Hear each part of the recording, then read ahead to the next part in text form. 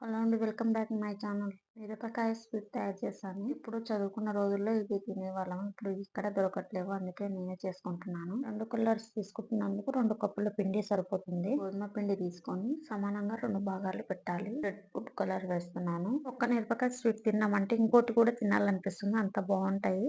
ఇలా ఒకసారి ట్రై చేసి చూడండి. గ్రీన్ ఫుడ్ కలర్ వేసుకోవాలి. ఇలా చపాతి ముద్దలాగా తయారు చేసిన తర్వాత ఏ కప్పుతో పిండిని తీసుకున్నామో అదే కప్తో ఒక కప్పు చక్కెర తీసుకోవాలి.